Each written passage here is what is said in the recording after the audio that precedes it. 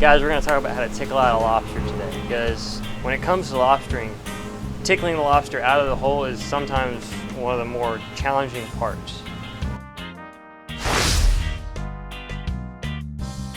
The tendency for a lot of people when they try and tickle out a lobster is just kind of jam the stick in there and almost like they're trying to spear the lobster out. That doesn't really work. There's a lot of finesse involved in tickling a lobster out. It's more about target placement. If you've seen the lobster, you see that they're kind of shaped like a shrimp. They have that big tail for kicking back and taking off really quick in reverse. Well, the trick to getting the lobster is to basically encourage them to come towards you. The way we do that by tickling is by gently sliding the tickle stick under their belly. For some reason that really drives the lobster nuts. I guess they're really ticklish because most times when that happens, they'll start walking forward.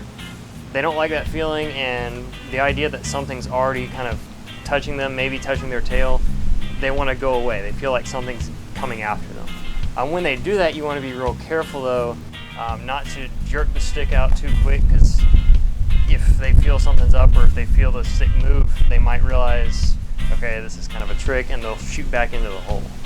Sometimes you can't always get the tickle stick right up under the lobster, and so the other way to go about it, since again, basically we're trying to encourage them not to go backwards, is if you can reach around and touch the back of their tail, and sometimes they'll have their tail kind of curled up under them, but if you can touch their tail from behind, they'll feel like something's stuck behind them trying to get them or attack them, and so they'll start walking forward. And a combination of these two things usually work pretty well in lobstering. Sometimes you go right under them and try to encourage them out that way. Sometimes you tap them from the back. One of the big tips as you go for lobstering is just make sure you know which way the lobster's facing. Obviously, we're underwater.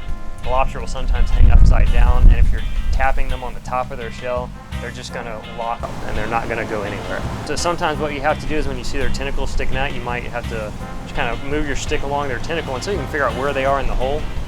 And that way you can make sure that you're tickling under them rather than on top of them. Usually if you whack them on top of their shell or head on, they're going to take off. Those are a few of the tips in the art of tickling out a lobster. If you have any other questions, feel free to comment below. If you enjoyed our videos, feel free to like them. Share them even, we'd really appreciate it. Also, if you'd like to look at some of our other videos, you can click on some of the links here.